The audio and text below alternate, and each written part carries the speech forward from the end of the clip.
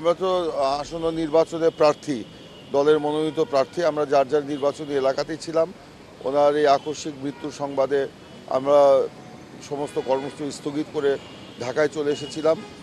গতকালকে আমরা জানাজায় অংশগ্রহণ করেছি, আমাদের উপর অর্পিত যে দলীয় দায়িত্ব ছিল সেটা পালন করেছি এবং গত রাত্রে আমাদের নেতা জনাব তারেক রহমান আমাদেরকে নির্দেশ দিয়েছেন যার যার এলাকায় চলে যেতে। আজকে ভোরেই আমার এলাকায় রওনা হয়েছি। রওনা হওয়ার মুহূর্তে মনে হলো যে ফজরের নামাজের পর যখন রওনা হলাম মনে হলো যে নেত্রীর কবরটা জিয়ারত করে যাই, এই জন্য এসেছিলাম আর কি। তো যাই হোক, এখানে বিধিনিষেধ আছে। উনি তো আজকে শুধু দলের সম্পত্তি নয়, রাষ্ট্রের সম্পদ, এবং ওনাকে অন্তর্বর্তীকালীন সরকার ভিভিআইপি অতি গুরুত্বপূর্ণ ব্যক্তি হিসাবে ঘোষণা করেছে। গতকালকে রাষ্ট্রীয় মর্যাদায় তার দাফন হয়েছে, যে কারণে রাষ্ট্রেরও ব্যাপার আছে, নিরাপত্তা এবং অন্যান্য বিষয়।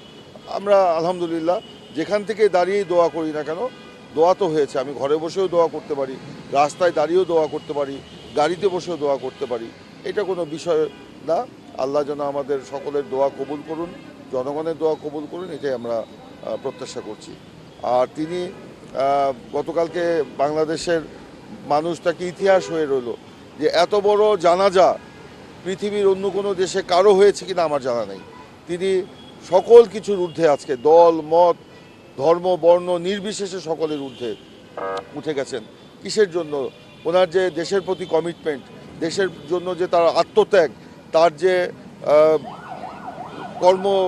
কর্মকাণ্ড, এবং সবচেয়ে বড় কথা যে তিনি যে দমন নিপীড়ন ফ্যাসিবাদ এগুলোকে মোকাবেলা করেছেন দৃঢ়তার সাথে। রাজপথে থেকেও যেরকম করেছেন, ঘরে বসেও সেরকম করেছেন, হাসপাতালে মৃত্যু শয্যায় থেকেও সেরকম তিনি একাই লড়াই করে গেছেন।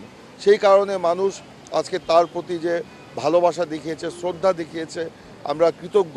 এবং তিনি জনগণের হৃদয়ে আজীবন বেঁচে থাকবেন।